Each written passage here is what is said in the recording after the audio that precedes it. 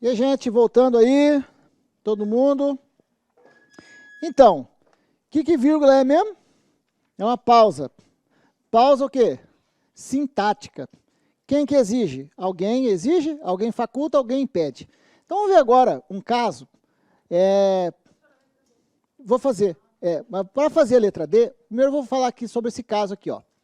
Agora vamos falar sobre um caso que eu vou colocar como facultativo, mas eu coloquei um asterisco, eu vou explicar aqui embaixo depois.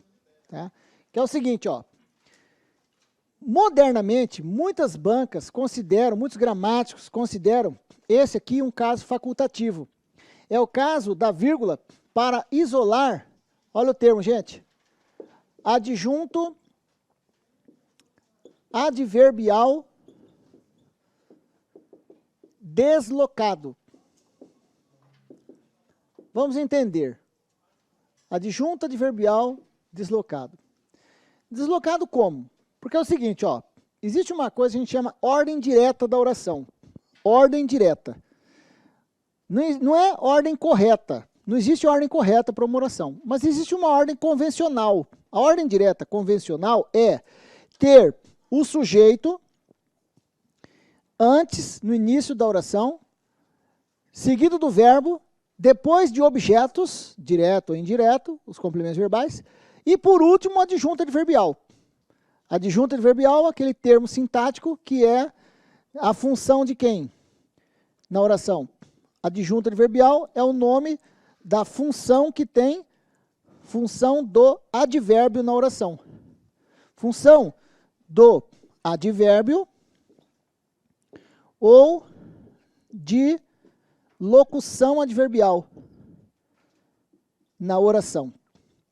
Lembramos que locução adverbial são duas ou mais palavras com valor de um advérbio. Advérbio é aquela classe que trabalha principalmente para verbos indicando circunstâncias. Daí vem aquela caminhada, ó, você vem caminhando junto comigo, né? Vai lá, estuda advérbio, faz exercício e tal. Nunca vai estar necessariamente esgotado o assunto, ou pelo menos tem que trabalhar bastante para ganhar maturidade, para massificar o conhecimento, né? Então, nada impede que vocês, terminando aqui comigo, façam todo o caminho de volta. Só que agora eu te desafio para você fazer o seguinte, em vez de pegar os exercícios e refazê-los, faz isso, mas também agregue outros. Então, por exemplo, você está lá, vai pegar lá da aula 1, aí você vai estudar substantivo e adjetivo, aproveita e joga lá no Google, exercícios de adjetivo e substantivo. E pronto, você baixa, imprima, resolveu, entendeu? É só seguir aquele caminho que eu fiz com vocês desde o início da aula, das nossas 6 aulas. Lógico que muita coisa ficou de fora, mas aquilo que a gente viu é necessário, é importante você fazer esse caminho de volta. Né? Não só com o meu material, mas também buscando mais materiais por fora. E é muito fácil, é só jogar no Google que você vai encontrar um monte. Né? E vai resolvendo as questões. E vai ter o gabarito e tal lá. Qualquer coisa, se você achar, putz, essa aqui eu acho que essa aqui não é assim e tal. O gabarito deve estar errado, ou eu estou errando, não tem porquê. Printa a tela, tira a foto, manda para mim no Instagram, lá no direct, né? Aí eu respondo para você. Todo mundo que me perguntou, eu respondi. Sim ou não? Não é? Todo mundo aí. O Davi me perguntou, o Renato me perguntou, um monte de gente que me perguntou. Tamo aí, gente. Pessoal da Cefaz, que já terminou, tem alunos que continuam me mandando as dúvidas, tá? Então, olha só. A posição normal de um adjunto adverbial é vir depois dos termos. E, às vezes, para ganhar destaque, realce, ele vem deslocado.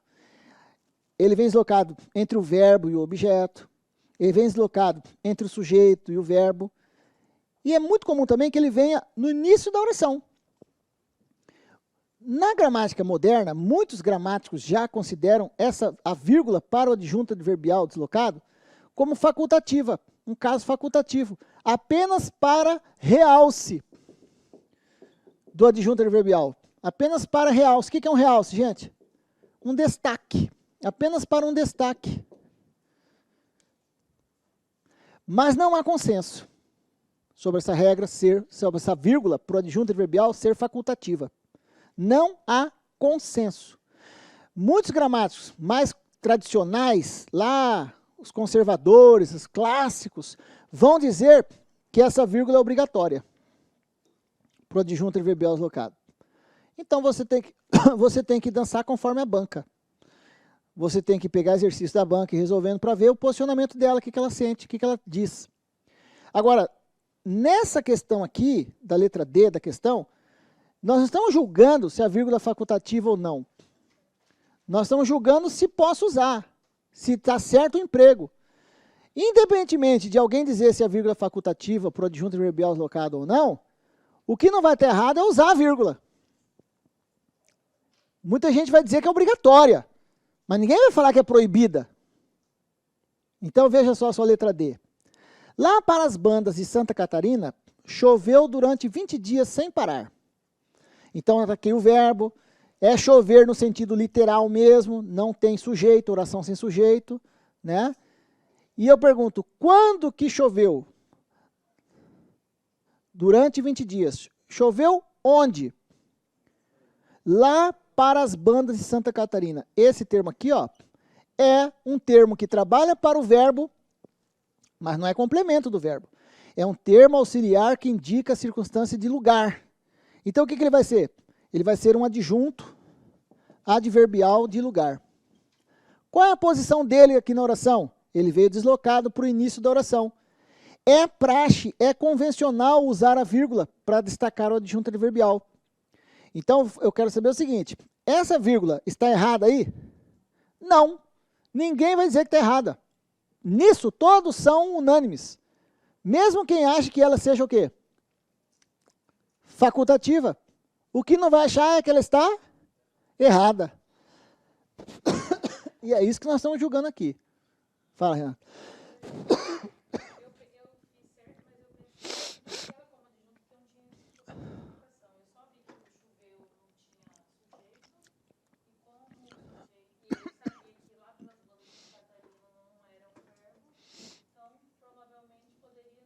Não, não posso pensar assim.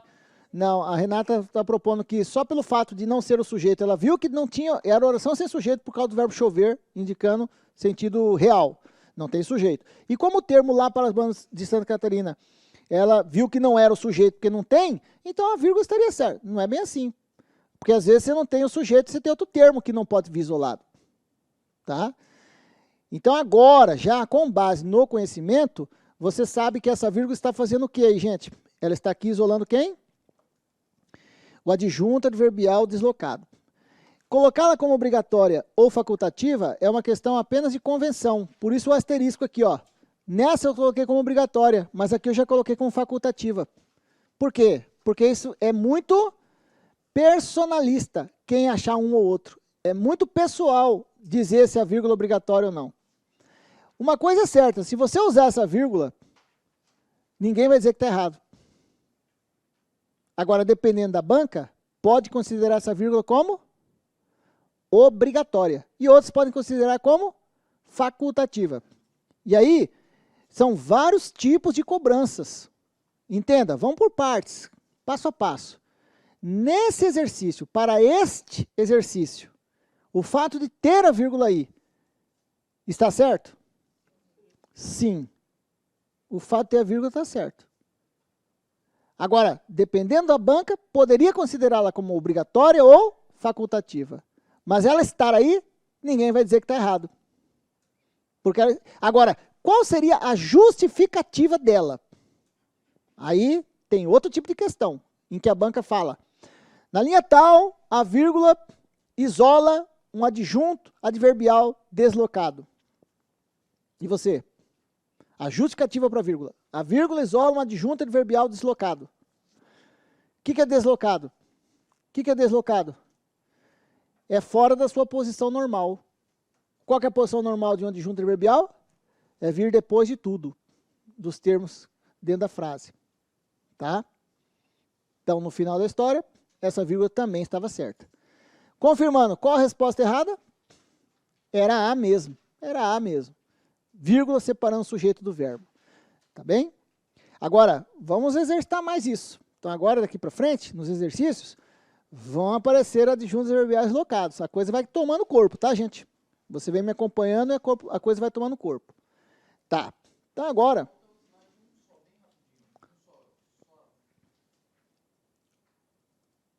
Da letra A aqui? Ah. Letra A. Aqui, ó, a vírgula separando o sujeito do verbo. Tá bom? Tá. Então agora, vamos pôr mais lenha na fogueira. Agora vem comigo, gente, para a sua questão número 4. Quer dizer, a minha é número 4. Vê se a sua é essa da esta cidade se constituem. Tá como 4 mesmo? Tá. Então, olha só. Assinale a alternativa cuja frase está corretamente pontuada. Ó, agora sim, é aquela história. É diferente já um pouco essa questão. Ela não quer saber se a vírgula está certa ou não. Às vezes tinha que ter vírgula e tinha que ter mais. E às vezes não tinha que ter nada. Tá? Ele quer saber qual está corretamente pontuada. Falou em pontuada, você pensa em quê? Em sinais de pontuação. Que nesse caso vai ser o prego da vírgula. Então vamos lá. Estas cidades se constituem, na maior parte, de imigrantes alemães. Primeira. Ele modestamente se retirou. Segunda. Então, não fique no achismo. Ah, para mim está bonita essa vírgula, ah, não sei o quê. Pense sintaticamente. Essa é a ideia. Pensar sintaticamente é saber analisar as frases. E veja que é frase a frase. Frase a frase que você evolui. Então, todo o caminho inicial é, li a frase, vou para onde? Vou para o verbo. Na primeira, qual é o verbo? É o verbo constituir-se, que quer dizer se formar aí. Quem se constitui? O que se constitui na maior parte de imigrantes? Estas cidades. Aqui está o sujeito. Estas cidades se constituem. Agora vamos pensar na transitividade do verbo. Constituir-se, no sentido de formar-se. Se constituem de quê? De imigrantes alemães. Aqui está o complemento verbal regido de preposição para um verbo que nessa oração é transitivo indireto. Como é que eu vou chamar esse cara? Objeto indireto. Ok. Pergunto, quanto, em que intensidade ela se constitui de imigrantes? Na maior parte. Esse termo aqui, ó, trabalha para o verbo, mas não é complemento. Trabalha para o verbo, mas é um auxiliar indicando circunstância de intensidade. Ou seja, muito, se constitui muito, intensamente, viu? Ela intensifica a ação de constituir-se, de se formar. É formada, muito formada, na maior parte, por imigrantes. Então, esse termo aqui, ó, vai ser um adjunto adverbial de intensidade. Trabalha para o verbo. Tá. O que essa vírgula ficou fazendo aqui? O que ela quis fazer inicialmente? Quis dar destaque para o adjunto adverbial deslocado. Seria essa posição aqui, ó. Seria o adjunto bem aqui, entre o verbo e o objeto. Tá? Essa é a posição dele, ó. Está bem aqui. O adjunto adverbial deslocado entre o verbo e o objeto. Não é isso? Entre o verbo, o verbo e o objeto. É normal, é praxe usar vírgulas para isolar o adjunto? É praxe usar. Mas espera lá, se eu abrir o isolamento, tinha que fechar. Então, se nós colocamos essa primeira, bem aqui, ó, tinha que ter outra. Porque sozinha, ela cometeu 2 erros. Nem isolou o adjunto adverbial deslocado e ainda separou o verbo do seu complemento.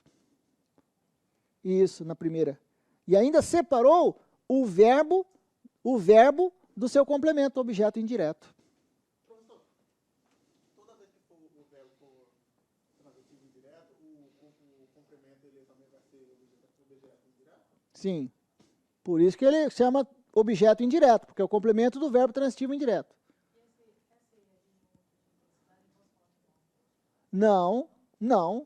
O aposto explica um nome.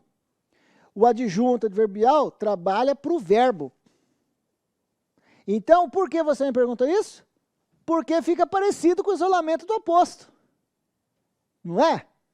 E se você que está estudando se confunde às vezes com aposto e adjunto ali, ó, o cara que elabora concurso sabe que, tem confusão? Então é muito comum, por exemplo, as bancas cobrarem assim, para você justificar o emprego da vírgula. Então, por exemplo, sabe aquela frase lá que dizia assim, Dr. Gilberto, renomado cardiologista carioca, lembra? Não estava isolado por vírgulas? Imagine aquela frase, e esta aqui no mesmo texto. Aí a banca vem e fala assim, que as vírgulas que isolam o termo lá em cima, têm a mesma justificativa das vírgulas que isolam o termo aqui embaixo. As vírgulas são usadas com a mesma justificativa. Você, mentira, lá isolou um aposto, aqui isola uma adjunta adverbial. São funções sintáticas diferentes. Então, a justificativa também é diferente. Sozinha, o que essa vírgula fez? Separou o verbo do seu complemento, não pode, e não isolou o adjunto adverbial. Sozinha ficou assim. Tá? Como é mais comum achar que as vírgulas para o adjunto adverbial, não é mais comum, não posso dizer isso que é mais comum, como é muito comum, como muitos consideram a vírgula obrigatória, o melhor que a gente faz aqui é colocar essa vírgula aqui. Mas alguns gramáticos já novos, modernos, considerariam também as vírgulas aí o quê? Facultativas. Se você ler sem as vírgulas, você vai entender a mesma coisa. Essa cidade se constitui na maior parte de imigrantes alemães. Essa cidade se constitui na maior parte de imigrantes alemães. Se eu não puser vírgula, o termo na maior parte continua sendo adjunto adverbial, não muda nada. Por isso muitos já consideram essa vírgula o quê? Facultativa. Mas a banca, para deixar errado mesmo, para não ser essa a resposta, o que ela faz? Põe só uma. Aí ela deixou errado. Porque nem isolou o adjunto deslocado e ainda separou o verbo do objeto. Olha a letra B como é parecida. Ele modestamente se retirou. Quem se retirou? Aqui está o verbo, ele, aqui está o sujeito. Sujeito e verbo. Ele se retirou. Pergunto, gente, se retirou como? Modestamente, trabalha para o verbo. Ó, modestamente, não tem nada a ver com ele. Modestamente, não está explicando nada dele. Modestamente, trabalha para o verbo, indicando uma circunstância de modo. É um advérbio que dentro da oração recebe o nome de adjunto adverbial de modo. Ele está deslocado? Fora da sua posição normal? Tá. Se quiser dar destaque, posso? É bom. Mas para dar destaque, o que eu faço? Eu abro e fecho. Porque sozinha, o que essa vírgula acabou fazendo? Sozinha, separou o sujeito do verbo. Mas se eu puser o modestamente entre vírgulas, aí essas vírgulas já não estão aí para separar o sujeito do verbo. Estarão para destacar o adjunto adverbial deslocado. Entende? Então, se colocar a outra, beleza. Tá, gente? Ó, seguinte, gente, na segunda parte da aula, vocês já vão estar mais cansados, mais debilitados. É natural isso, o processo. Você em casa, talvez não, porque você está... Às vezes você está assistindo essa aula, já parou, já gravou, já gravou não, já está assistiu, essa aula tá gravada, essa aula, né? Então o cara está em casa, ele está mais relaxado. Vocês estão aqui comigo, estão na guerra, estão aqui, ó, né, no calor da batalha, né? Então, conforme a gente vai avançando nessa sequência da aula, eu peço, gente, para você, para ter um melhor aproveitamento, que você vai anotando. Vai anotando, não fica só olhando não, daqui a pouco você vai dormir aí. Eu falo para vocês que a minha voz é cantiga de niná. Daqui a pouco você está dormindo. Então você tem que fazer as anotações para se manter ativo aí também, tá? Beleza. Bom, e outra coisa, chega um momento da aula que você já não consegue filtrar muito bem. Então você anota para estudar em casa. Também tem isso. Certo, gente? E pega para assistir em casa, as aulas gravadas aqui, pega para assistir em casa.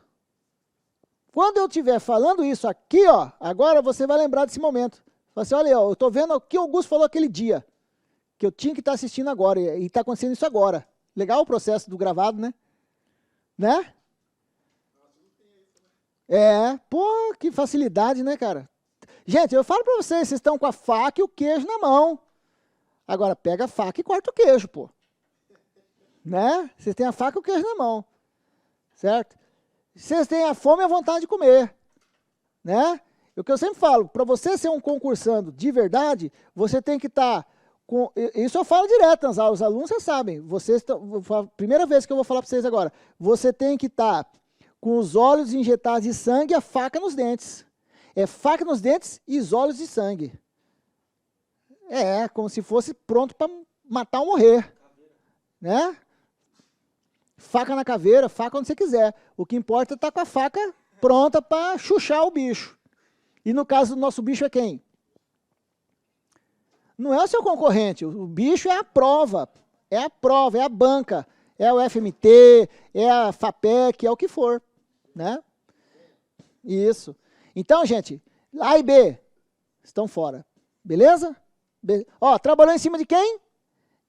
Mesclando o erro, vírgula proibida, e a vírgula no caso do adjunto adverbial. Mesclou as duas coisas aí, ó. Vamos seguindo. Agora um caso interessante. Tem novidade no ar agora. Letra C.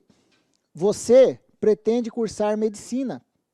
Ela, odontologia. Ó como que é elegante, para que se evite a repetição do verbo, que aqui no caso é uma locução verbal, pretende cursar. Olha como é elegante você usar uma vírgula para representar os verbos citados aqui atrás. Elegante isso. A gente usa muito isso como recurso linguístico. Se quiser, posso repetir ali e dizer, pretende cursar odontologia? Você pretende cursar medicina. Ela pretende cursar odontologia. Posso repetir? Posso, isso tudo vai da intenção. Às vezes o cara não tem nem intenção, ele não sabe que tem um recurso, então ele repete. Outras vezes é intencional repetir, dependendo do tipo de texto, é intencional repetir para você massificar a ação, que no caso ali é cursar. Agora, se você sabe que você tem à disposição um recurso linguístico muito expressivo, que é omitir um termo já citado e usar a vírgula para representar o verbo ali, é muito elegante. E todo mundo vai entender você, não vai? Você pretende cursar medicina. Ela, odontologia. Ela o quê, odontologia? Pretende cursar, tá vendo? Tá subentendido, tá implícito ali. Então, o que está acontecendo aqui? Aqui está acontecendo um fenômeno, presta atenção, chamado zeugma. Zeugma é uma figura de linguagem, uma função da linguagem. É uma ferramenta linguística. Tá? É uma figura de linguagem. As figuras de linguagem são ferramentas linguísticas que nós temos para compor a nossa ideia, para levar ao outro a nossa ideia.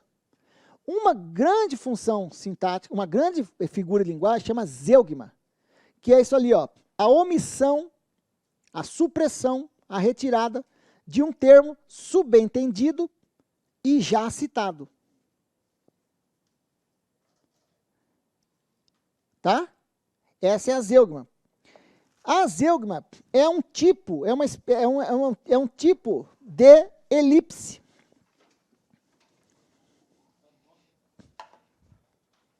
Ó, no jardim, flores baldias. Na vidraça.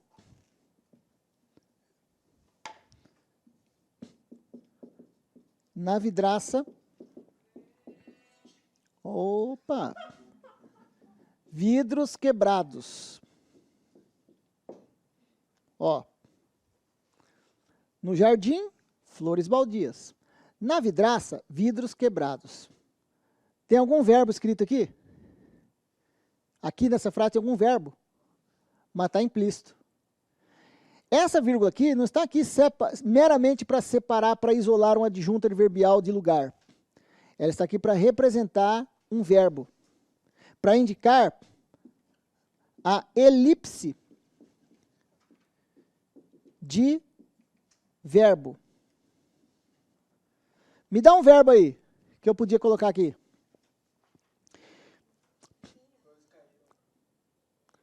No jardim tinha flores baldias. Havia flores baldias. Existiam flores baldias. Posso?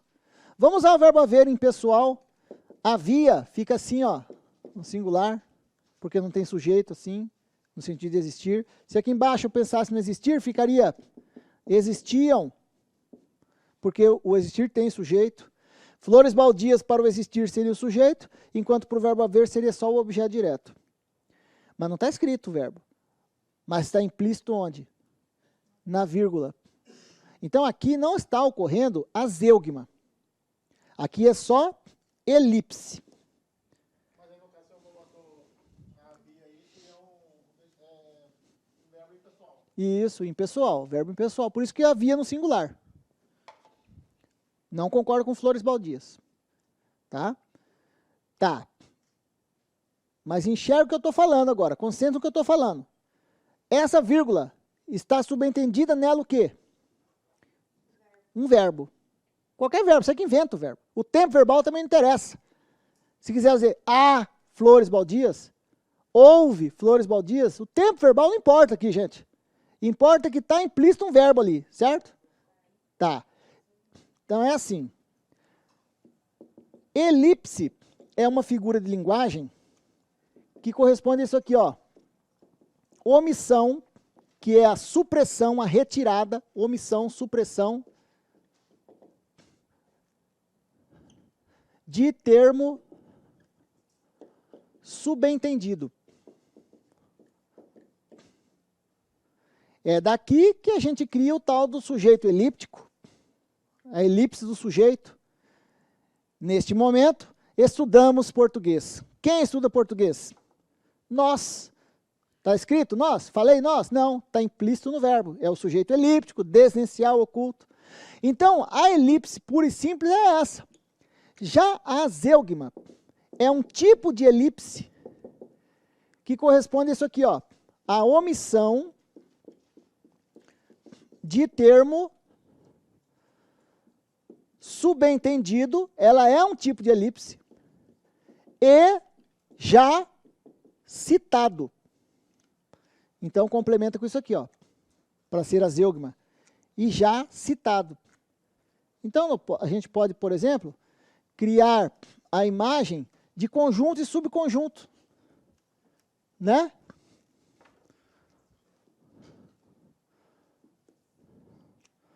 Conjunto A, conjunto B. Quem é quem aqui?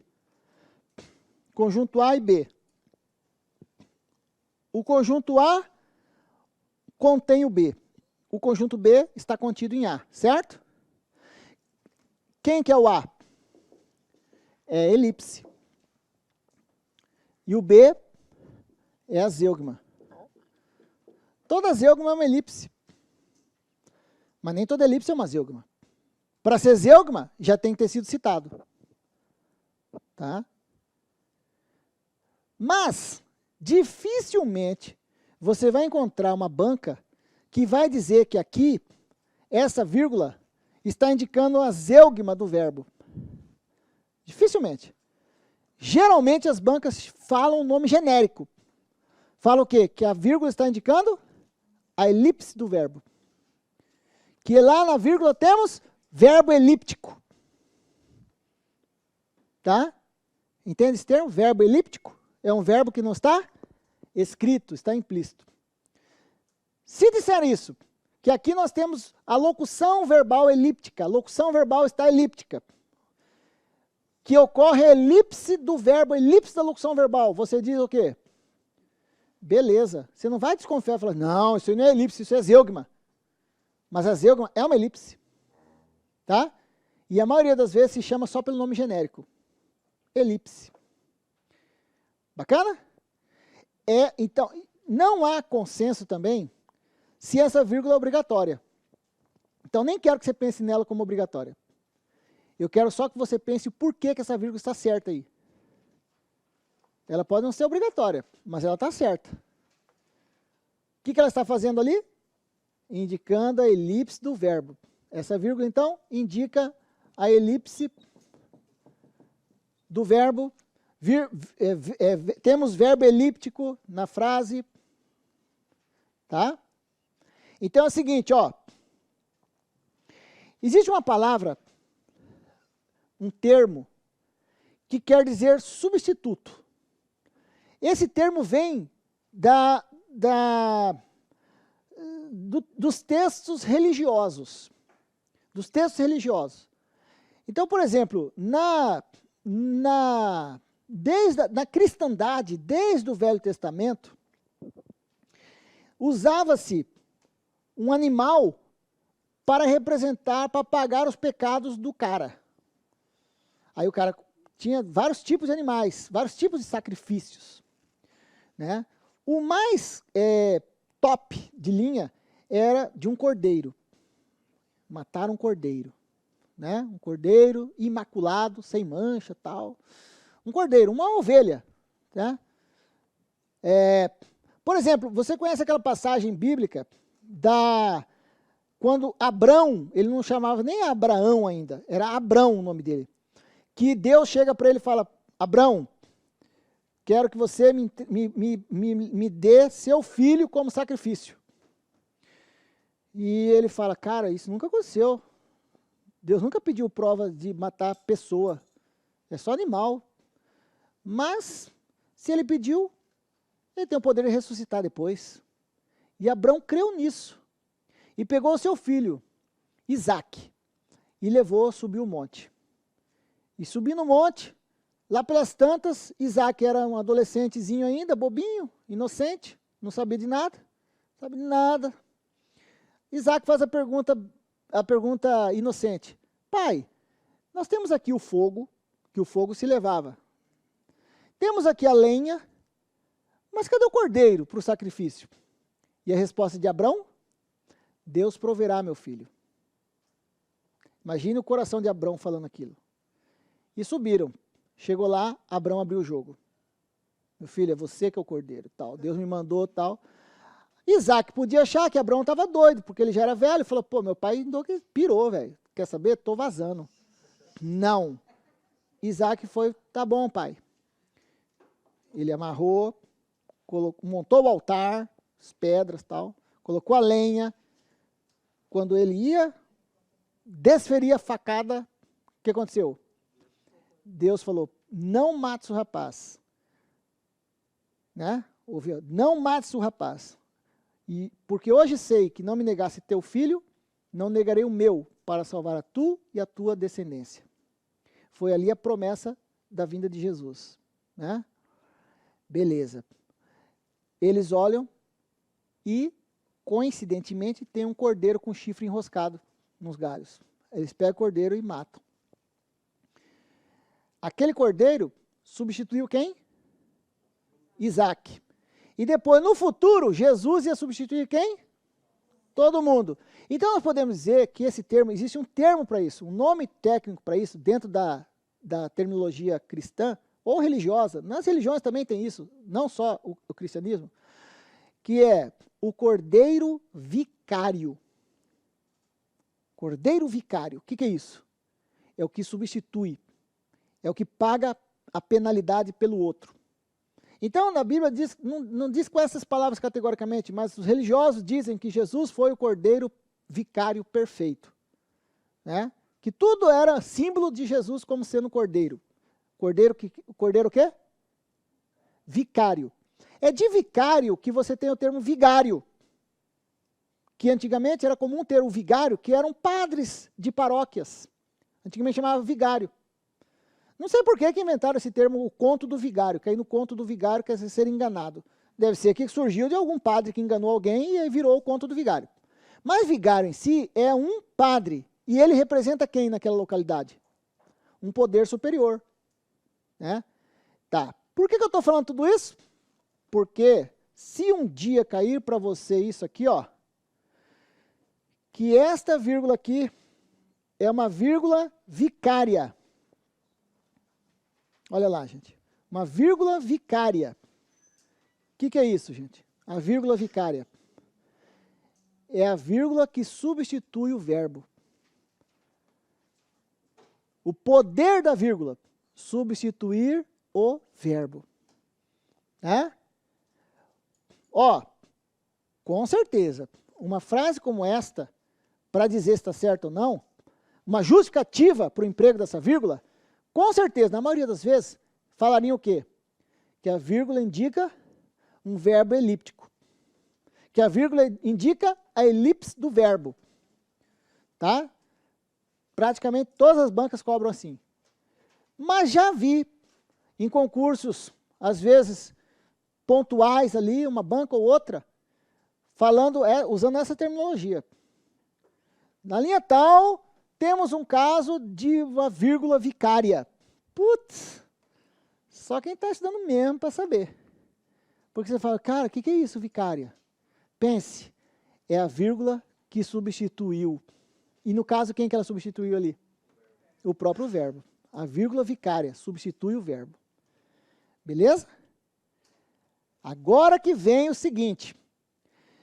Quando a gente tem uma frase como esta, e aí nós temos duas orações, apesar de na segunda não ter o verbo está implícito. Nós dizemos que essas duas orações, elas estão completas em si mesmas. Elas têm seus próprios termos. Quem que pretende cursar medicina? Aqui em cima. Quem que pretende cursar medicina? Você. Você é o sujeito. Quem? Eu? Quem pretende? Fala, gente. Eu? Eu ou você? Eu? Lá na frase, o sujeito é você. Você pretende cursar. Pretende é só um verbo auxiliar. Quem manda ali é o cursar. E quem cursa, cursa alguma coisa. Verbo transitivo direto. Você pretende cursar o quê? Medicina é o objeto direto. Na segunda, o sujeito é quem? Ela. E odontologia é o quê? O objeto direto. Só que agora você tem um verbo implícito na vírgula. Mas está ali, os termos não mudaram de função. Cuidado, que essa vírgula aqui não está separando o verbo de complemento, sujeito de nada. Ela está indicando a elipse do verbo. Tá, gente? Se você substituí-la pela locução, volta a ficar sem vírgula nenhuma ali. Tá? Então a gente diz que quando as orações são assim, elas são completas, elas têm seus próprios termos, a gente chama isso, e elas não encerraram o período ainda, não encerrou o período se encerra aqui, ó, no ponto final. Então a gente diz que essas orações são orações que trabalham em parceria. Quando as orações são parceiras, a gente as chama de orações coordenadas. Não há aqui dependência entre elas. Então as orações não são subordinadas, são coordenadas. Tá? Qual delas é mais importante?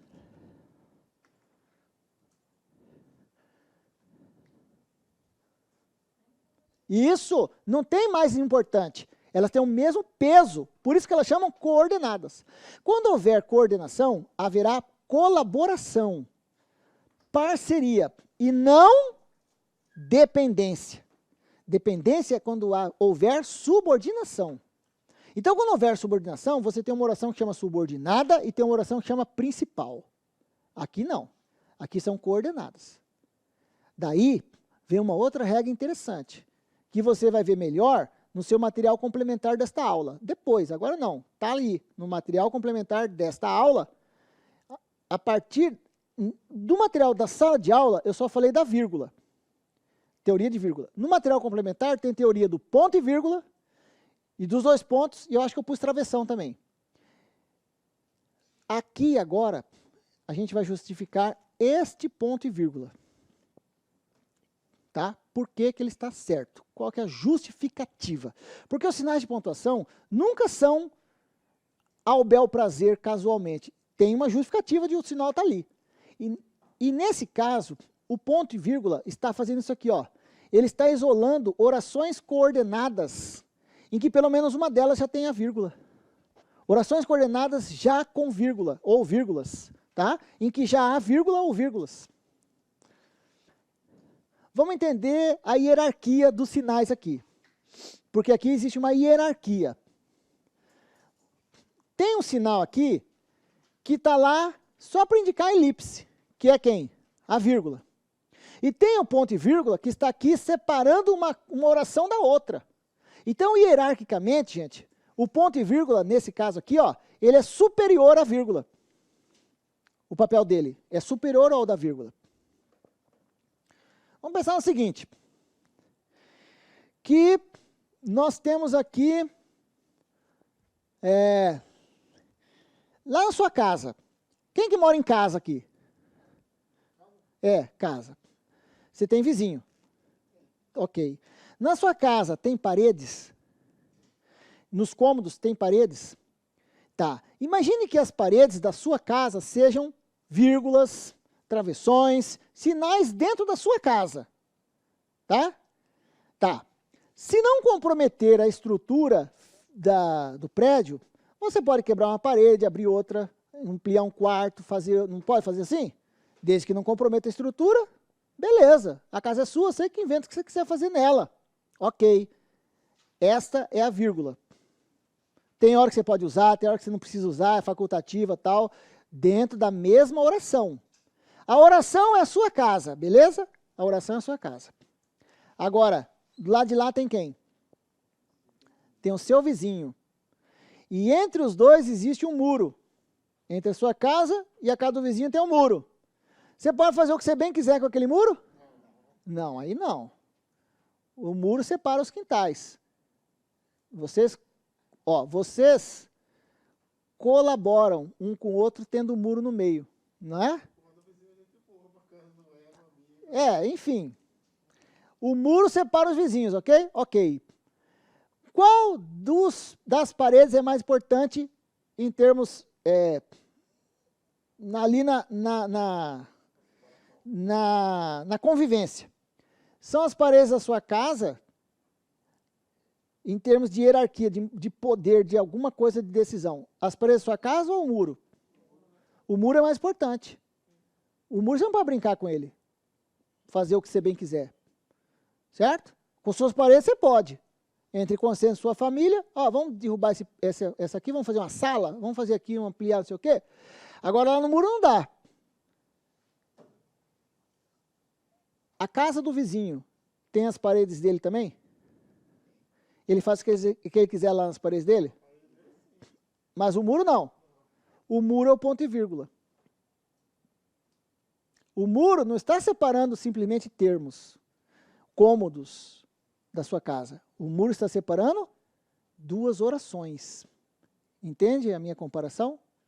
Então, em termos hierárquicos, o ponto e vírgula é mais importante aqui, porque ele está separando duas orações, enquanto a vírgula está só indicando a elipse do verbo. Tanto que eu posso até sumir com ela, tem gente que não acha que é obrigatória, e tem outros que vão considerar que você pode substituir a vírgula pelo próprio termo lá, pretende cursar. Tá? Então, qual seria a justificativa para o ponto e vírgula aqui? O ponto e vírgula, marcar, delinear exatamente onde começa e termina uma oração. Né? Porque se eu uso o ponto e vírgula aqui, a ideia que eu tenho é que claramente eu paro aqui e faço uma pausa maior. E essa pausa não tem nada a ver com respiração. É a pausa sintática que dá mais destaque para uma oração e depois para outra. Então, enquanto a vírgula só diz que existe um verbo elíptico ali, o ponto e vírgula isola duas orações. E essa seria a justificativa dele aí. Ponto e vírgula isolando orações coordenadas em que pelo menos uma delas já tenha vírgula. Tá, gente? Esse é um emprego do ponto e vírgula. Então, o que você acha da letra C? Nós estamos atrás de qual? A gente se perde, né? Eu vou falando tanto, vou falando, você nem sabe mais o que você quer. O que a gente quer aqui? A correta. Então, que tal essa? Segura ela, né? Tchau. Tchau. Nos vemos por aqui, tá? Valeu, querido. Boa sorte. Tá bem, gente? Segura C. Acabou? Tem mais uma. Ou mais duas? Mais uma. Olha essa agora. Olha essa agora. Confessou-lhe tudo. Ciúme, ódio, inveja. Eu vou de trás para frente. Ciúme, ódio, inveja servem para esclarecer, explicar melhor para nós o que é esse tudo que a pessoa confessou, não é? Me explique aí direito o que é esse tudo que a pessoa confessou. Ciúme, ódio, inveja. Tá, ciúme é um núcleo, ódio é outro núcleo, inveja é mais um núcleo. Qual dos três é o mais importante? Todos são iguais, são três substantivos que trabalham dentro de um termo sintático só. Esse termo sintático só aí, ó, desculpa, essas vírgulas que estão aqui, ó, elas vêm para deixar todo mundo igual, para dizer, esse cara aqui não é melhor que esse, nem esse melhor que o outro. Então, a justificativa delas, olha só, a justificativa dessas vírgulas aqui, você pode usar pelo menos uma dessas justificativas que vão aparecer aqui. E às vezes a banca mistura justificativas. Dá uma olhadinha aqui, ó. A vírgula isolando uma enumeração de termos. Vírgula em uma enumeração. Enumeração é quando você vê 1, 2, 3, é o que está acontecendo ali, ó. Enumeração de termos para reforçar coordenados. O que são coordenados? São de mesmo valor semântico, sintático, não semântico, de mesmo valor sintático. Um não é melhor que o outro. E de mesma função sintática, está lá. Então, você pode, geralmente as bancas misturam, fala assim, a vírgula isola termos coordenados de mesma função sintática. Tá? Gente, vai anotando isso, gente. Eu sei que não dá muito tempo de você, tá? Vai anotando. Quem não gosta de anotar muito, depois assista a aula de novo em casa e aí anote, tá? É importante anotar esses caixinhos de texto aí, tá, gente? Você que está em casa assistindo gravada, nessa altura do campeonato aqui, ó, se você quiser, você faz o quê?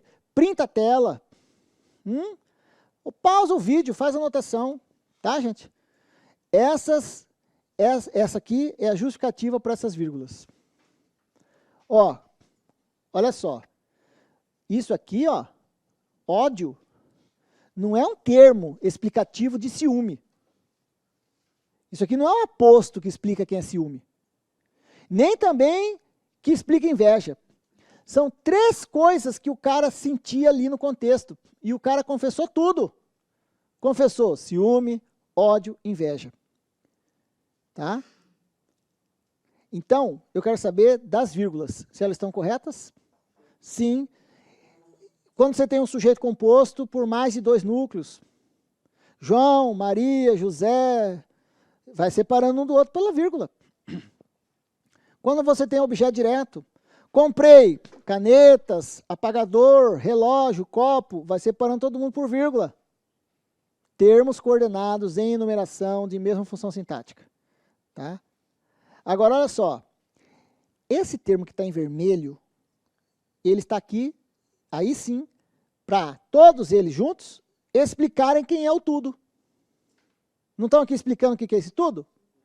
Então, isso é um aposto. Esse termo inteiro aqui, ó, é um aposto. Não é que você tem 3 apostos, plural de aposto é apostos. Você tem um aposto com 3 núcleos. Isso. Só que esse aposto aí, ele não deixa de ter um papel explicativo. Só que ele recebe um nome um pouquinho especial, um pouquinho diferente. Ele recebe o nome de aposto enumerativo. Já volto para falar do fiel da balança, perdi a passada aqui. Ele vai chamar aposto enumerativo. O aposto enumerativo vai ser isolado não por ponto e vírgula, por 2 pontos. Bem aqui, ó. 2 pontos. Esse ponto e vírgula não tem cabimento estar aí. O problema nessa frase é o ponto e vírgula. Porque ali seria, explicou-lhe tudo. Você pode me esclarecer aqui que é esse tudo? Posso. 2 pontos. Ciúme, ódio, inveja. Numa enumeração... Sim. Aham. Tá, o colega está perguntando aqui o seguinte, se eu quisesse, professor, usar ponto e vírgula para separar os termos coordenados, eu posso? Pode. Pode. Mas não é convencional quando os termos coordenados são simplesmente termos, palavras. Não é normal usar ponto e vírgula. Agora, como seria normal, como seria melhor usar o ponto e vírgula no meio da numeração? Quando você, por exemplo, tem orações coordenadas que esclarecem alguma coisa citada antes. Quando você tem, por exemplo, quer ver como vocês veem isso direto? Alguém tem algum código aí? Agora, hoje não, lógico, né? Mas sei lá, de repente na mochila tem um código. Código de leis? Não? Me dá um artigo de lei que você conhece bem. Pode ser qualquer código. Artigo 5º é o grandão? É, né? Artigo 5º. O que fala no artigo 5º? Direitos e garantias? Como que fala? Como? 2 pontos.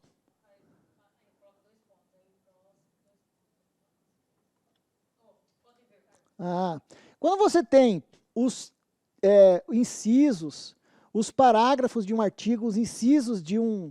Você tem 2 pontos e vem, tararara, letra A, tararara, ponto e vírgula, letra B, tararara, ponto e vírgula, não é assim? Aí sim, quando você tem uma enumeração mais extensa, uma enumeração maior, que inclusive dentro das próprias enumerações existem frases que têm vírgulas. Mas quando você fecha um item da enumeração, você vem com ponto e vírgula. Tá? Então, isso, e mesma importância, deixar todo mundo em equilíbrio. Assim como as vírgulas com termos curtos, também deixa todo mundo em equilíbrio. Né? Pergunto, qual dos três é mais importante? Ciúme, ódio ou inveja? São iguais. Quem que deixou os três em equilíbrio? As vírgulas. A primeira vírgula deixou equilíbrio entre ciúme e ódio. A segunda vírgula deixou equilíbrio entre ódio e inveja. Tá? Então agora, olha outra metáfora. A vírgula aí atua, a vírgula aqui atua igual a esse item aqui, ó. Igual essa estrutura aqui, ó, no meio da balança.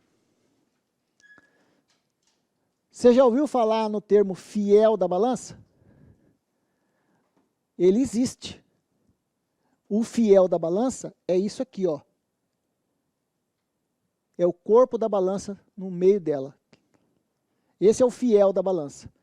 Você já deve ter ouvido isso em sentido figurado. Né? Eu digo assim, olha, vamos fazer uma negociação, vamos fazer uma fusão aqui da empresa X com a empresa Y, e o doutor fulano vai ser o fiel da balança. O que quer dizer isso? Que ele vai pender para um dos lados? É, que ele vai ser o intermediador ali, vai intermediar, vai ser o, né? Vai analisar direitinho, para ninguém perder, para todo mundo ganhar. Hã? É como, agora vai ter época de como fala? Debates dos políticos, e tem o cara que é o âncora, né? Lá na Globo, William Bonner. Em tese, ele é o fiel da balança. Ele é o mediador, certo? Mediador, ele está ali para cumprir as regras, né? Candidato, seu tempo extrapolou, tá. Ele fala isso para o cara, para o X, ou fala para o Y, para todo mundo. É o fiel da balança. Entende? Por que chama fiel? Porque não pende nem para um lado nem para o outro. Se os pratos estão equilibrados, né? Então vamos ver, ó, quer ver? Raciocínio lógico. Nesse prato aqui, eu coloco 1 quilo de pena. Pena de passarinho. Desse lado aqui, eu coloco 1 quilo de chumbo. Para qual dos lados vai pender a balança? Mas como, gente? Chumbo e pena, qual que é mais pesado? Não é o chumbo? Se eu pus 1000 aqui, 1 quilo aqui, 1 quilo aqui, vai continuar em equilíbrio.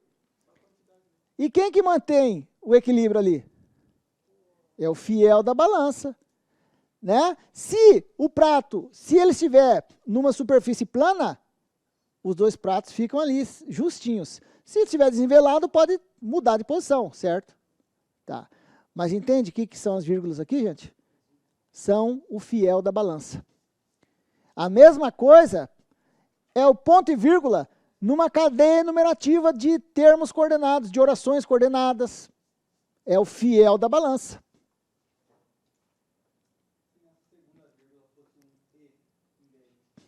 Boa. Quando você tem aqui o E, por exemplo, a praxe é suprimir essa vírgula, usar só o E. Mas nem isso é uma regra absoluta. Nem isso é uma regra absoluta. Você vai encontrar os concursos mais tradicionais, sabe? Porque, gente, quem elabora a prova do concurso é uma pessoa, um ser humano, um professor. E às vezes falta profundidade no próprio professor. Isso acontece. Tem uma prova da FAPEC, lá da UFMS, que nem parece que foi feita por eles. É uma prova ridícula, de mal feita, mal elaborada. É FAPEC. Desnivelou. Eu imagino que deva ter sido alguém que fez a prova que não tem tanta bagagem. Falta bagagem, sabe? Eu estou falando, julgando tecnicamente. A prova eu posso julgar e dizer que a prova é ridícula. Não estou falando que o cara é ridículo. Porque falta o quê? Faltou profundidade, faltou mais conhecimento para elaborar uma prova bacana, como são as provas geralmente da FAPEC. Isso acontece. Então, assim, o normal, a praxezinha é falar, se usa o E, não usa vírgula, lá na última. A praxe é essa. Mas isso não é absoluto. Por quê? Porque se você for aprofundar na questão linguística, na questão da boa redação, muitas vezes a vírgula está lá para valorizar mais ainda aquele último termo da cadeia. E aí, mesmo a vírgula convive com E. Tá? Isso de uma maneira mais profunda. E se você, dependendo da situação, você ainda cria, dependendo da situação, você ainda influi com os sinais de pontuação, você ainda influi no entendimento do texto. Quer ver? Olha só. Eu não vou usar a vírgula, eu vou usar o ponto para piorar a história. Ponto e depois o E. Ó. Tinha um texto que era assim. Ecologia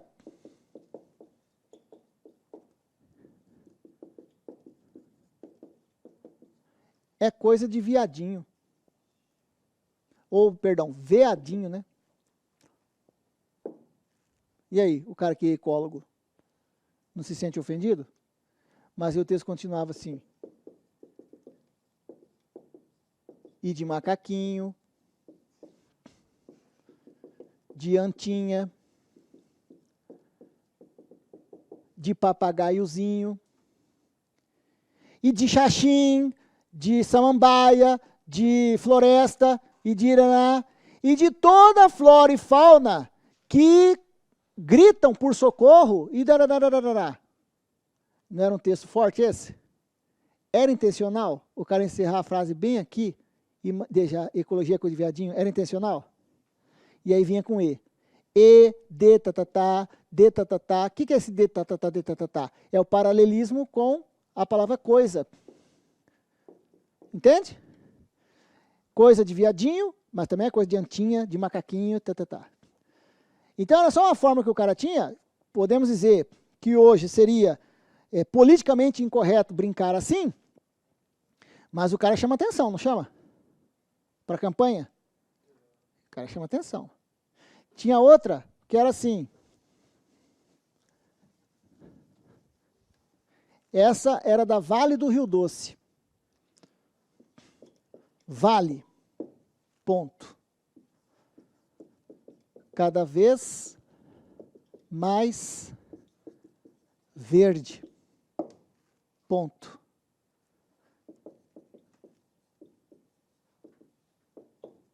e amarela. Entendeu? Se ele só colocasse assim, Vale. Vale é Vale do Rio Doce, a empresa Vale. Vale. Cada vez mais verde e amarela. E só ia querer dizer o quê? Sem o ponto aqui. Cada vez mais verde e amarela. Ia significar só o quê? Cada vez mais brasileira. Verde e amarelo, gente, brasileiro. Cada vez mais verde e amarela. Ou seja, cada vez mais brasileira. Tá? Mas quando ele vem ali, Vale, cada vez mais verde, ponto. O que isso quer dizer? Comprometida com as questões ecológicas. Tá? Porque isso quer dizer, né, a ideia do verde. Verde. Energia verde. Empresas verdes. Ou seja, comprometido, desenvolvimento sustentável. Cada vez mais verde. Ou seja, cada vez mais ecológica. E amarela. E aí? E brasileira também. Viu? Campanha publicitária. Vai dizer que está errado aquele ponto ali? Tem o E. Vai dizer que está errado o ponto? Jamais. Tá? E outra, na valorização de termos de uma cadeia enumerativa, nos textos modernos, é comum chegar bem aqui, vamos supor, para dar uma valorizada, um destaque maior para inveja, no lugar da vírgula, usar o E, e antes do E, usar o travessão. Fala assim, ciúme, ódio e inveja. O que você fez com a inveja? Valorizou mais ainda. É um termo coordenado em relação aos outros? Sim, mas o travessão deu um destaque maior para ele. Muito comum isso no final de enumerações. Tá? Fica como um desafio para você. Não que você tenha que sair atrás disso, mas você vai encontrar isso se você ler qualquer coisa bem escrita, jornal, revista, sites, textos informativos, tá? Você vai encontrar esse tipo de situação assim com o travessão e o E, na cadeia final enumerativa. Vocês vão encontrar. E quando você encontrar, eu quero que você printe a tela, tire foto e me manda no Augusto Cunha 07. Professor, olha aquele caso que você falou. Olha aqui, ó, no site do fulano, na revista do ciclano lá. É toda hora. É que nem grávida. Você só sabe que tem muita grávida quando? Quando você está grávida. Porque quando você está grávida, ou nós estamos grávidos, o casal, aí você sai na rua e só vê grávida. Exatamente, carro. É. Tem muito Fusca na cidade? Não sei, mas compra um para você ver. Você compra um Fusca, aí você começa, olha o Fusquinha. Não é? A mesma coisa quando você se desperta, para os sinais. Você vai ver no texto, putz, olha aqui, ó, no livro de doutrina, autores que sabem escrever, que valorizam bastante essa parte final, destaque para termos finais. Tá bem? Legal? Sim.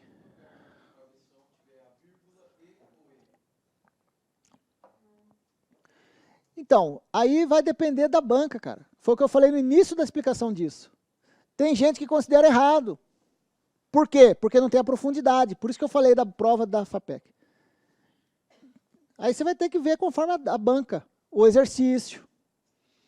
Tá? O que eu não vou dizer para você é que está errado, porque eu já vi várias questões em que está certo. É uma questão de tendências de pontuação. Porque o próprio sinal de pontuação é convencional, é convencionado. É convenção. Sabe o que é uma convenção, né? Não, convenção é uma estipulação em comum. É um código que inventaram e isso vira regra. Entendeu? Não é uma coisa assim, fechada, estanque. Né? Não, só é assim e acabou. Porque nós estamos lidando com uma ciência que é o quê? Humana. Ciência humana. Ciências humanas são assim, elas são flexíveis. O direito não muda constantemente? Muda ou não muda, gente? Cara, vocês não estudam direito? Então, atualização em cima da atualização. Aquele código que você tinha agora já não serve mais, já tem que ter outro e tal. Não é? A ciência humana é assim. É diferente da ciência exata. A matemática não tem essa. Pitágoras falou, continua até hoje. Mas ali é exato. Né? A biologia muda toda hora. Muda ou não muda? Não, não pode comer ovo porque ovo não sei o quê. Agora o ovo é o bam. Ah, come ovo porque ovo é bom, não sei o quê. Não, não pode tomar café porque café, aí, café é bom para memória. Minha avó morreu com 95 anos falando isso. Café é bom para memória. Até morrer ela tomava café. Será que se ela não tomasse, ela vivia até 110? Ou talvez ela não vivesse até 95? É tudo, né? Porque o mesmo tratamento que vale para um, às vezes não é para o outro. Por quê? Porque sem variáveis e variáveis. A ciência humana tem isso. Então também não posso afirmar categoricamente que estaria errado colocar a vírgula e depois o E. Mas muita gente coloca como errado, porque não tem essa profundidade. Tá bom? Beleza?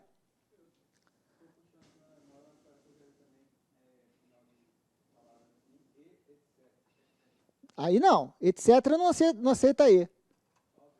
Não aceita vírgula, nem E. É simplesmente etc. João Maria, etc. Sem E e sem vírgula. Às vezes se usa o E para dar um destaque maior. Mas a vírgula jamais. Não se usa vírgula antes de etc. Isso é mais convenção, é mais convenção. Então, dá uma olhadinha nessa imagem aqui, ó. O que é isso? Mexerica, poncã, tangerina, bergamota, maricota. Bom, tudo no final você come como? Uma a uma. Você tira a casca e vai? Não é?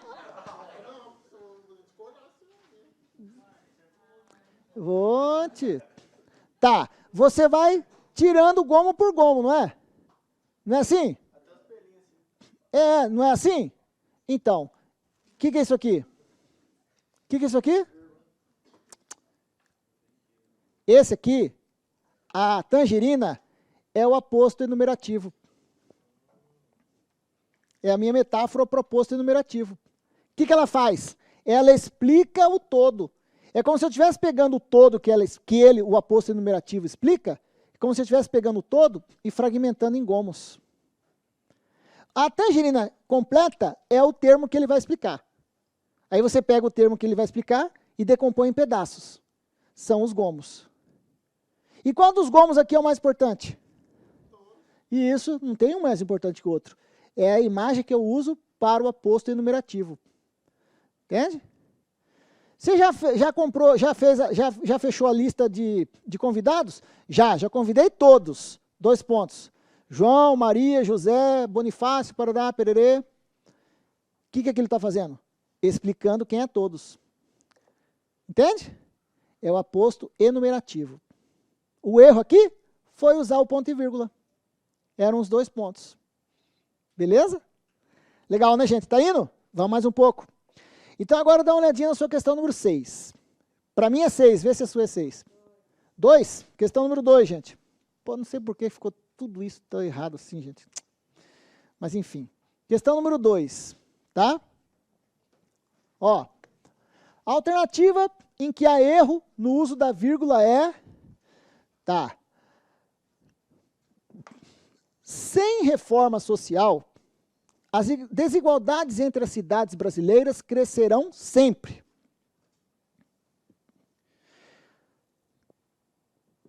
Em que condição as desigualdades crescerão? Em que condição? Sem reforma social. Essa expressão aqui, ó, sem reforma social, trabalha para o verbo crescer, gente, indicando uma circunstância típica de advérbio. O papel de indicar condição. Vai chamar adjunto adverbial de condição. Existe até esse. Sem reforma social, ou seja, se não houver reforma social, não dá para falar assim? Se não houver, isso é a ideia. Sem reforma, se não houver reforma, tá?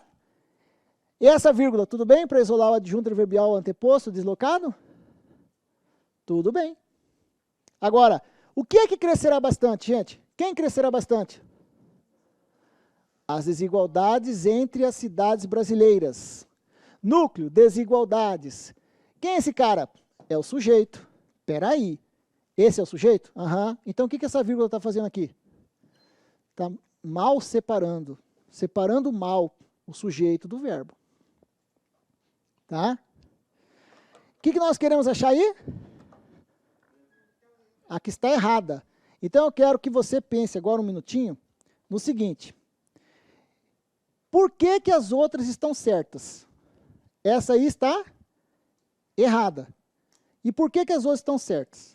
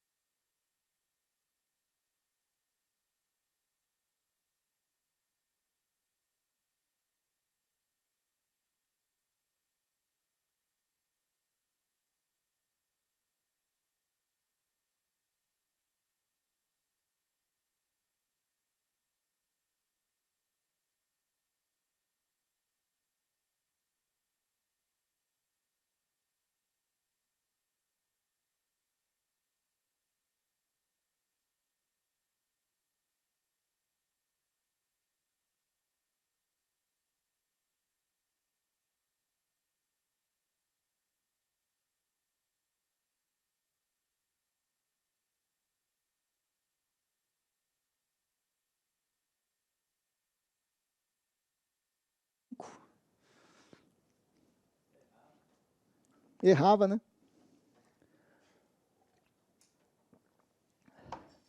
Bom, a letra A está errada, gente.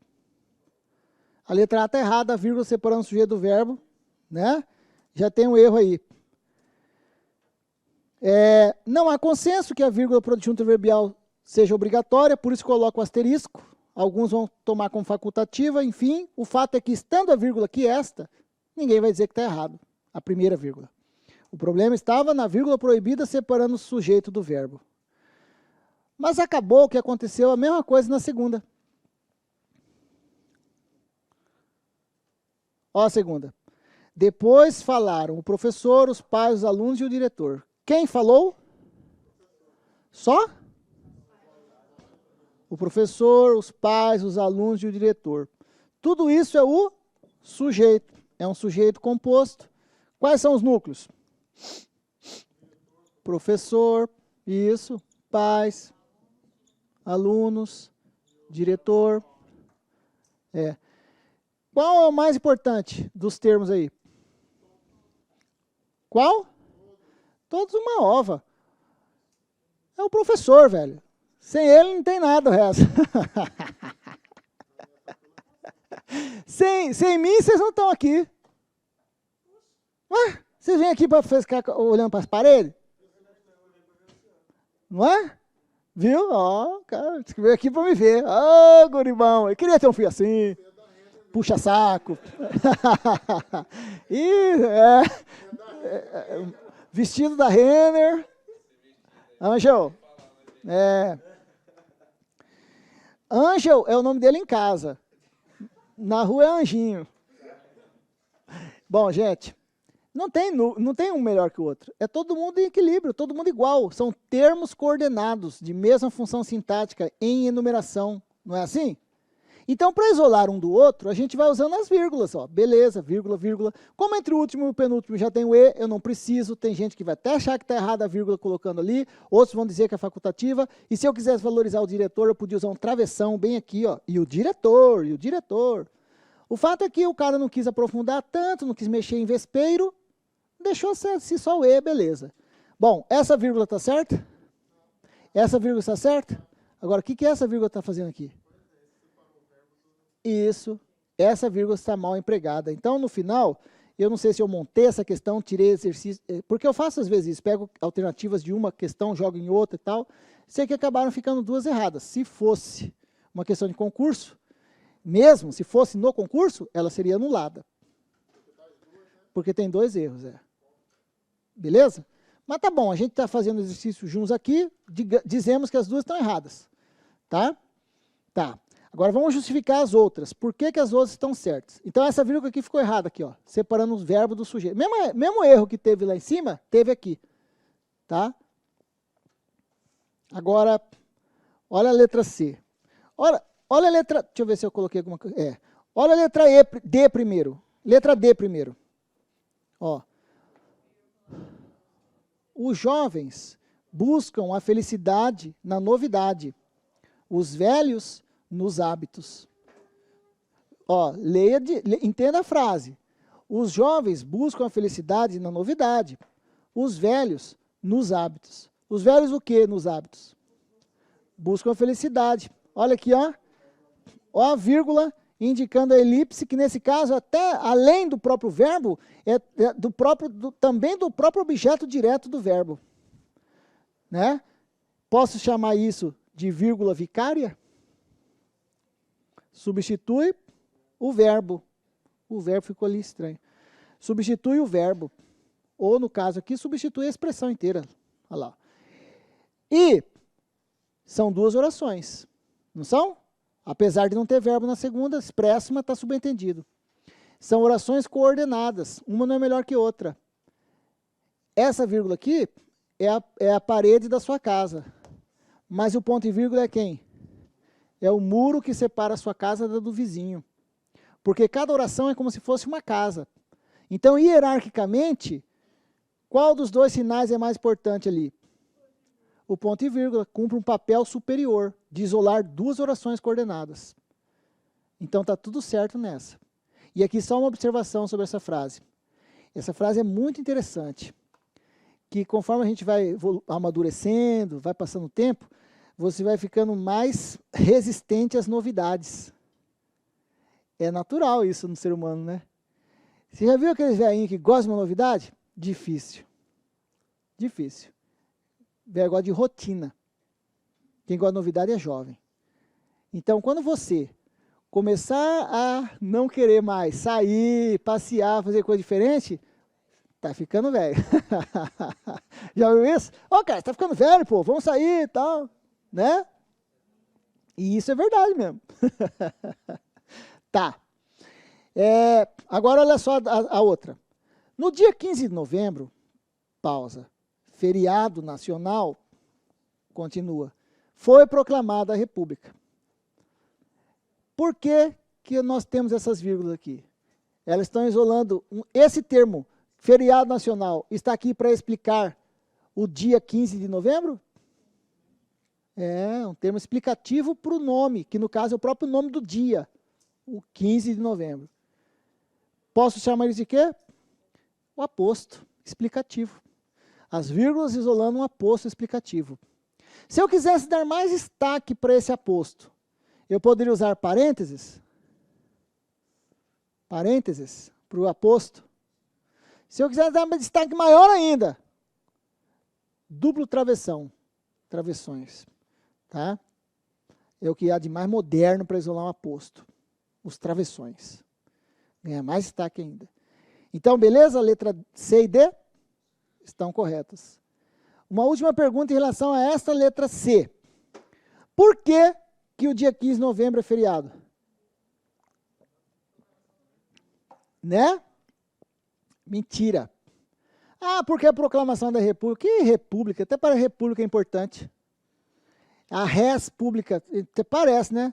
A República é do povo lá, não é nossa, não. Não tem nada disso. O dia 15 de novembro não é importante por causa da proclamação da República. Isso é conversa fiada. Não, é feriado. É feriado, pô. Mas por que que é feriado? É isso que eu quero saber. Não tem nada a ver com o dia 15, gente. Presta atenção.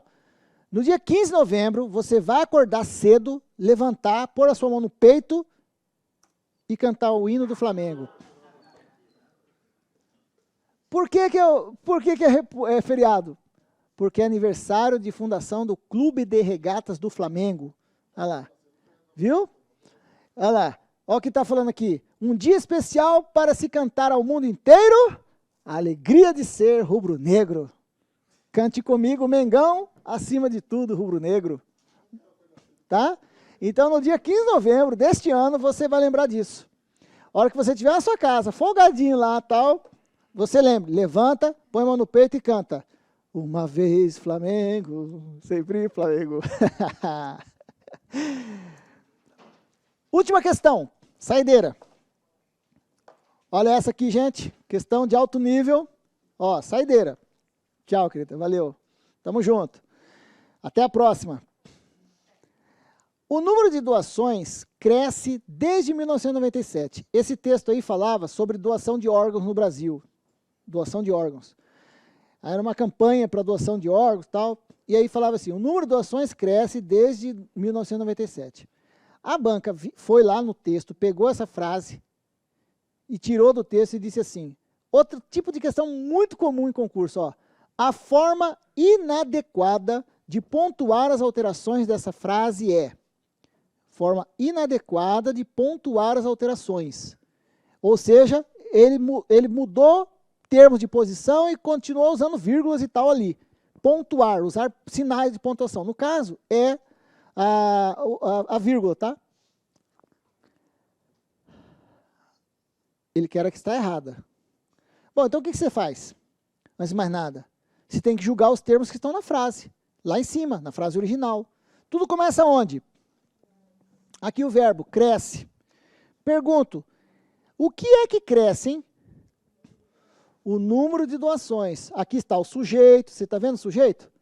E o núcleo do sujeito é número, por isso que o verbo está no singular. Nada de colocar esse verbo no plural concordando com doações. Quem manda é número. O número que cresce. O verbo concorda com o núcleo. Beleza. Cresce. O número cresce. Oh, que bom, maravilha, hein? Uhum. Quando cresce? Desde quando? Desde 1997. Esse termo aqui trabalha para o verbo, mas não é complemento. É um adjunto adverbial de tempo. Tá? E que com o desde aqui dá uma ideia de a partir de. Esse tempo que vem crescendo mais a partir de 97. Nessa frase, gente, esse verbo é intransitivo. Ele não tem complemento. Ele só teve o auxiliar. Adjunto adverbial, que não é complemento. Complemento é objeto direto, objeto indireto. Tá? Beleza. Bom, olha o que a banca fez. Foi lá e deslocou o adjunto adverbial para o início. Desde 97, o número de orações cresce. Na B, é quase igual, só mudou a posição do sujeito e o verbo. Desde 97, cresce o número de ações. Beleza. Na letra A, ele deixou o adjunto adverbial sem isolamento. Na letra B, ele colocou a vírgula, tá vendo? Bom, o verbo está aqui, o sujeito está aqui, ele não pôs a vírgula entre o sujeito e o verbo. Na segunda, o verbo está aqui, o sujeito está aqui, ele não pôs vírgula entre o sujeito e o verbo. Mas ele colocou a vírgula para o adjunto adverbial deslocado aqui e não colocou aqui. Olha só essa. Olha só essa. O perigo aqui é a gente estudar pelas gramáticas e tal, dos autores que falam assim, quando a adjunta adverbial está deslocada, a vírgula é obrigatória. Se a gente achar isso, se achasse isso, ia achar que qual delas está errada? Se achar que a vírgula para a adjunta adverbial deslocada é obrigatória, ia achar que a resposta errada é a letra A. E ele colocou, isso é de propósito, ele colocou A e B uma pertinho da outra, para de repente você achar isso. E o perigo maior aqui, vem um último alerta para você. São 5 alternativas. No dia da sua prova, você falou isso outro dia, no dia da sua prova, você vai estar num outro estado de espírito, muito diferente do que você está agora. Todo mundo relaxadinho aí, está cansado, mas está relaxado. No dia da sua prova, você está tenso, nervoso ali e tal. Qualquer deslize é fatal. E existe uma máxima que é totalmente leviana, idiota, de dizer assim, acha a resposta, marca e não quer nem saber. Espera lá, você tem certeza? Não é bom dar uma olhadinha em todas, não? Porque vai que tem um erro evidente em uma das outras. Então aí o perigo é a gente na pressa achar que uma delas está errada, a letra A está errada aqui, ó, já achei, a vírgula, não tinha que ter a vírgula aqui, ele pôs na B, mas não pôs na A. Né? Marcar a letra A para ganhar tempo. Né? Já matei a questão, por que eu vou ficar lendo todas? Não, peraí, tem assunto que é mais polêmico, é melhor você olhar direito. Vamos olhar direito? Vamos olhar direito. Na letra na letra C, ele colocou o adjunto adverbial intercalado entre o verbo e o sujeito. Isso. E colocou as vírgulas. Tudo bem? O termo está intercalado, ele abriu e fechou. Beleza? Essas duas vírgulas na letra C, essas duas vírgulas estão aqui na letra C para separar o sujeito do verbo? Não, elas estão aqui para isolar o adjunto adverbial deslocado. A mesma coisa acontece na letra E. Cresce, desde 97, o número de doações. O que é que cresce? O número de doações. Olha o sujeito lá na frente, o verbo aqui atrás. Não tem problema, essa história de mudar sujeito de posição não permite usar vírgula. Mas, se tiver um termo intercalado entre eles que aceite vírgula, tudo bem? Tudo bem. Letra E, tudo certo. Agora dá uma olhadinha direitinho na letra D. Cresce desde 97 o número de doações. Espera aí, o que é que cresce? O número de doações. O número de doações é o sujeito, certo? Certo. Sujeito deslocado não me permite usar vírgula. O que sozinha essa vírgula acabou fazendo aqui? Sozinha. Separando o verbo do sujeito. Ela nem isolou o adjunto adverbial deslocado. Então, tem gente que acha que é obrigatório, tem gente que não é. Ela nem fez isso. E ainda, para tornar errado de verdade, o que ela acabou fazendo? Separando o sujeito do verbo. Então, aí naquele dia da sua prova, gente, naquele dia da sua prova, você, peraí, essa letra A aqui, essa banca não é daquelas que dizem que a vírgula para o adjunto adverbial deslocado é obrigatória. É daquelas que dizem que a vírgula para o adjunto adverbial deslocado é só um realce. Porque, com certeza, pode não haver unanimidade em usar a vírgula para isolar um adjunto adverbial deslocado. Mas, com certeza, há unanimidade em não usar a vírgula para separar sujeito do verbo. A resposta está aqui, ó, na letra D. Não é uma questão inteligente? E que fica a lição para a gente. Qual o conselho? É que, no caso dos adjuntos adverbiais deslocados, examine direitinho a frase. Né? Porque, às vezes, você tem uma resposta que é totalmente errada mesmo. E aí você vai entender que aquela banca, para eles, a vírgula para o adjunto deslocado é o quê? Facultativa. É uma questão de saber jogar o jogo. Bacana?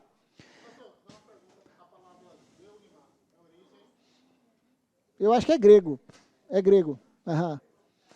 Geralmente esses termos são gregos. Gente, valeu, né? Pessoal de casa, show de bola, prazer conhecê-los, estamos juntos. Valeu, né, gente? Até a próxima. Até a próxima. A gente avisa vocês aí da turma que a gente vai fazer. Eu que agradeço, gente. Opa, tamo junto, tá? Continuem focados aí. Tendo dúvidas, me mandem lá no Instagram, tá bom? Beleza.